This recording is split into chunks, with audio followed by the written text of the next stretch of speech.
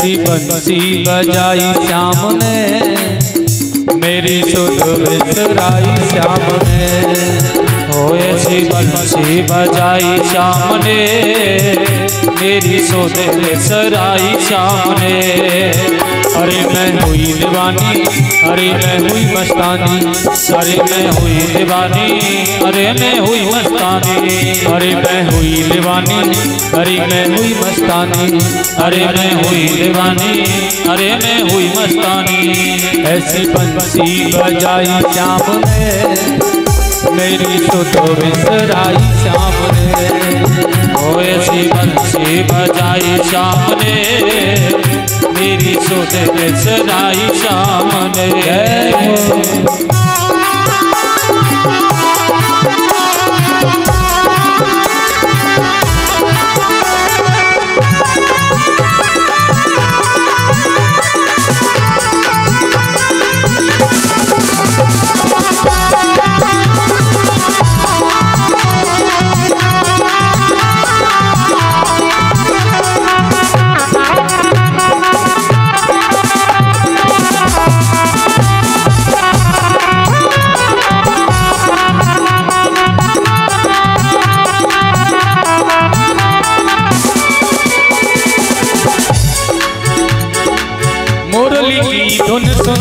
मुरली की धुन जब पड़ी कानन में, मुरली की धुन जब पड़ी कानन में, मुरली की धुन जब पड़ी कानन में, मुरली की धुन जब पड़ी कानन में।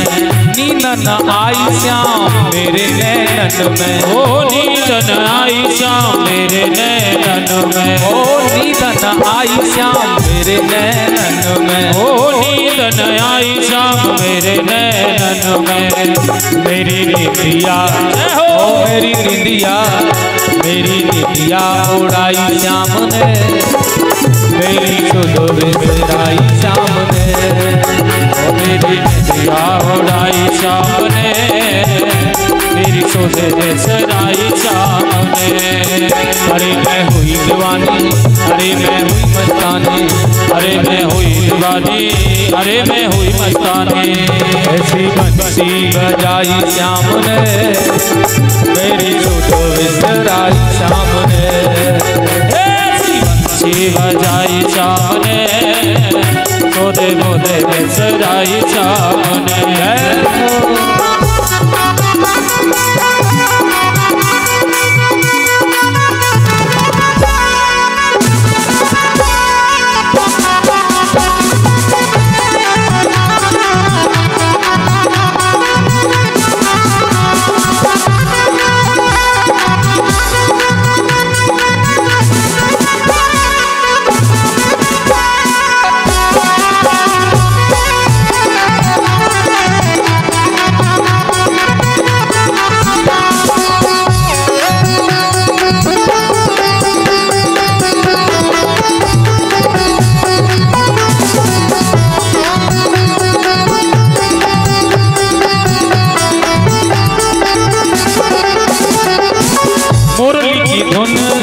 जिया लहराए, मुरली की धुन सुन जिया लहराए, मुरली की धुन सुन जिया लहराए, मुरली की धुन सुन जिया लहराए। उठे उमंग मुझे रहा नहीं जाए, उठे उमंग रहा नहीं जाए, उठे उमंग रहा नहीं जाए, उठे उमंग रहा नहीं जाए। ऐसी मस्ती ऐसी मस्ती, ऐसी मस्ती चढ़ाई श्याम ने, मेरी निंदिया उड़ाई श्याम ने। ऐसी मस्ती चढ़ाई श्याम ने, मेरी निंदिया उड़ाई श्याम ने। अरे मैं हुई दीवानी, अरे मैं हुई मस्तानी, अरे मैं हुई दीवानी, अरे मैं हुई मस्तानी। ऐसी बंसी बजाई श्याम ने, मेरी सुध बिसराई श्याम ने। ऐसी बंसी बजाई श्याम ने, मेरी सुध बिसराई श्याम ने।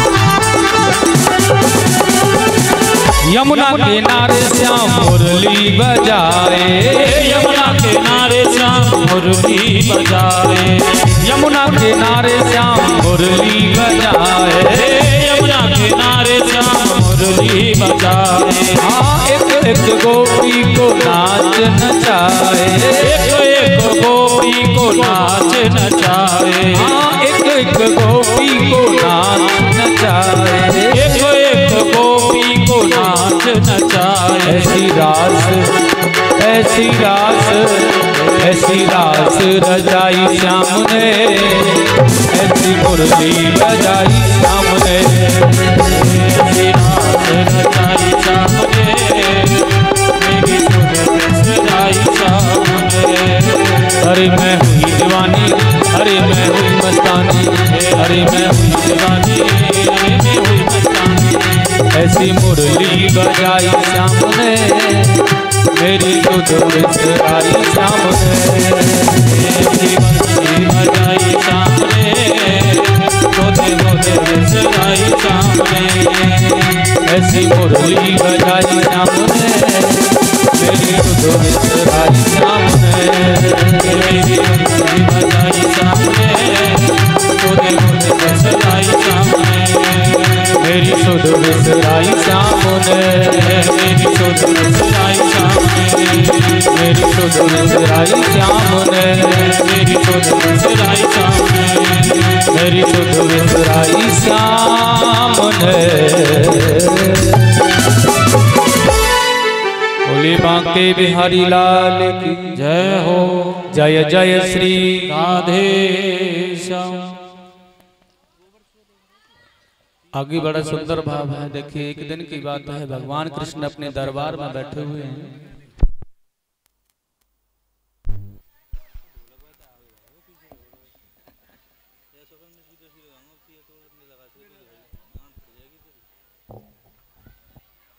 स्वामी सुखदेव जी ने कहा है राजा परीक्षित, दरबार में बैठे हुए भगवान के पास में एक अनजाना दूत आया और वह आकर के भगवान से कहने लगा है, प्रभु 20,000 राजा जरासंध की कैद में पड़े हुए और उनका संकेत है कि आप उन्हें जरासंध के बंधन से मुक्त करा दें, तो वह आपकी शरणागति में रहना चाहते हैं, आपकी छत्र छाया में। चाहे तो आप कुछ भी, उनका राज्य अधिकार कुछ भी कर सकते हैं, लेकिन वो आपकी शरण में रहना चाहते हैं। भगवान आप ऐसा करें। और उसी समय देखिए आकाश मार्ग से नारद जी का आगमन हुआ और नारद जी ने आकर के बड़ा सुंदर उपदेश दिया है, प्रभु आपके प्रिय पांडव राजसूय यज्ञ कर रहे हैं, इसलिए आपको अपने परिवार के सहित बहुत ही शीघ्र पधारने के लिए कहा है। परमात्मा कृष्ण ने अपने पारिवारिक जनों से सलाह की कि हमें पहले कहां जाना चाहिए। तो बड़े बुजुर्गों ने बताया है, भैया पहले हमें अपनों के काम को करना चाहिए।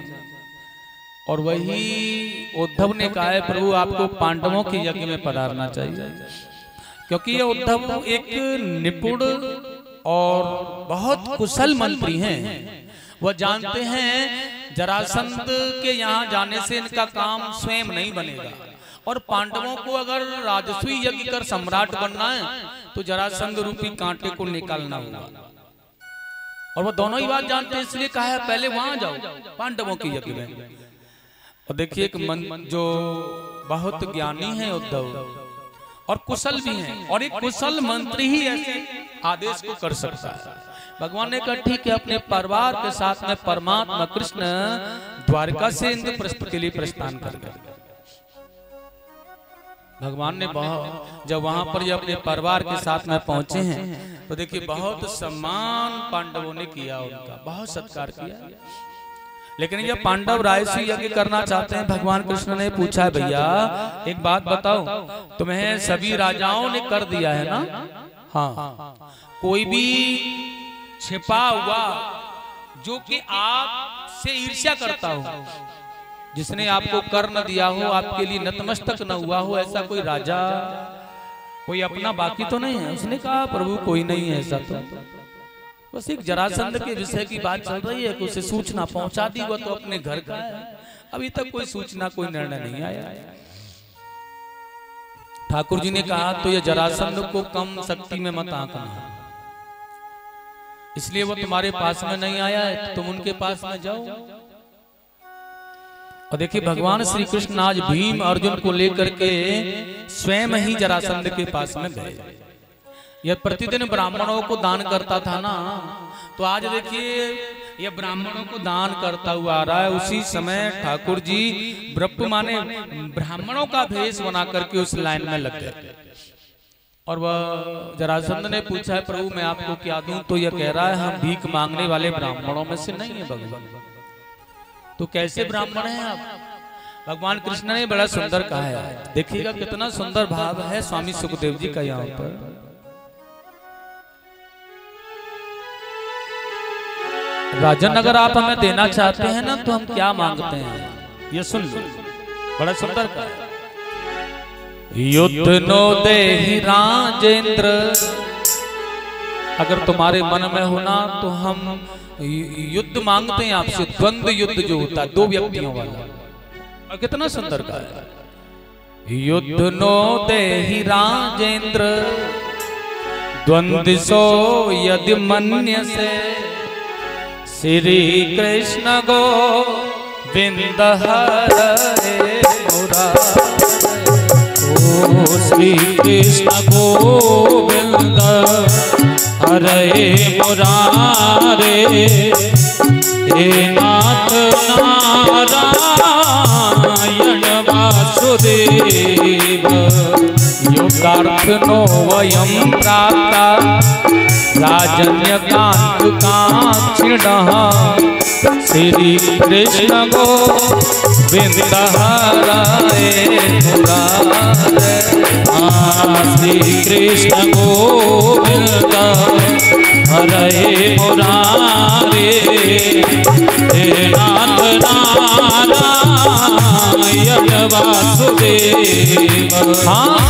गोविंद जय जय प्यारे गोपाल जय जय, राधा रमण हरि गोविंद जय। गोविंद जय जय मेरो गोपाल जय जय, राधा रमण हरि गोविंद जय जय। राधा रमण हरि गोविंद जय।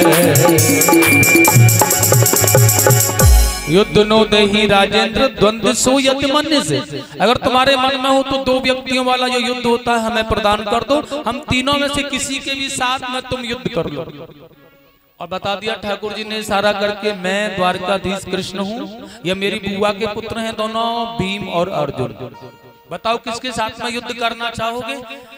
जरासंध ने कहा कृष्ण मैं आपके साथ में युद्ध नहीं करूंगा, क्योंकि तुम तो युद्ध भूमि से भागने वाले भगोड़े हो, और जो युद्ध भूमि से भागने वाला कायर होता है ना, मैं उससे युद्ध नहीं करता। और ये अर्जुन से भी युद्ध नहीं करूंगा, क्योंकि अर्जुन उम्र में है, मुझसे छोटा है, और यह धनुर्धर तो हो सकता है लेकिन मेरे बराबर बलशाली योद्धा नहीं है ये। इसलिए द्वंद्व युद्ध जो होता है ना, वो बराबर के योद्धाओं में होता है, तभी आनंद आता है माधव। इसलिए अगर आप द्वंद्व युद्ध चाहते हो ना, तो पूछ लो भीम को, मैं इससे युद्ध करने के लिए तैयार हूं, ये मेरे बराबर का योद्धा है। अब ठाकुर जी ने कहा भीम की ओर इशारा करके, क्या मना है? भीम ने कहा कोई बात नहीं, मैं युद्ध करने तैयार हूं। और देखिए युद्ध तय हो गया दोनों का। आज एक दूसरे को मारने में कोई कसर नहीं छोड़ते ये लोग। और सुनो, सूर्य की पहली किरण से युद्ध का प्रारंभ होता है, और देखिएगा संध्या होते होते युद्ध विराम हो जाता है। उसी के घर में खाना पीना रहना सोना सब चल रहा है, और उसी के यहाँ पर युद्ध चल रहा है। एक दूसरे को मारने में कोई कसर नहीं छोड़ता है। 26 दिन ये युद्ध चलते चलते हो गए, तो आज रात्रि में भीम भगवान श्री कृष्ण से कह रहे हैं एक काम कर लो आप, क्या मेरा मन है कि आप आज ही रात्रि में निकल चलो यहाँ से। कन्हैया ने कहा मछले भैया क्या कह रहे हैं आप? भीम ने कहा मेरा मन है कि रात्रि में यहाँ से निकल चलो, दिन में भाग करके जाएंगे तो सब देखेंगे ना, इसलिए रात्रि में जाएंगे तो कोई देख नहीं पाएगा, क्योंकि कृष्ण अब यह जरासंध मुझसे जीता नहीं जाएगा, मेरा शरीर दुख रहा है, मैं हताश हो गया हूं, ये जरासंध को मैं नहीं जीत सकता हूं। ठाकुर जी ने कहा बस इतनी सी बात है। भगवान ने शरीर पर हाथ फेरा भीम के, सारी पीड़ा का हरण कर दिया, ऐसा मानो जैसे कि ताजा हो गया है भीम, बिल्कुल नया। भगवान ने कहा बताओ कैसा लग रहा है? भीम ने कहा अब तो मैं युद्ध कर लूंगा, भागने की आवश्यकता नहीं है। ठाकुर जी ने कहा तुम युद्ध यूं ही करते रहोगे, जीवन बीत जाएगा, कुछ भी हासिल नहीं होगा, इसलिए अगर युद्ध करना है तो जैसे हम कहें वैसे ही करना है, इसलिए हमारी तरफ देखना है आपको कि कल का युद्ध कैसे होना चाहिए। और देखिए वही आज जब युद्ध हुआ तो बड़ा सुंदर कहा है भैया, भिड़े युगल जरात तरजा, मुष्ट कुमार महाधुन गर्जा। ऐसा लगता है जैसे कि दो पर्वत लड़ रहे हो आपस में। तब ही भीम विकल हुए देखा, मुष्टि प्रहार वज्र समलेखा। भगवान ने उसी समय देखा है कि भीम विचलित हो रहा है और उसी समय एक तृण लिया, बीच में से चीर दिया।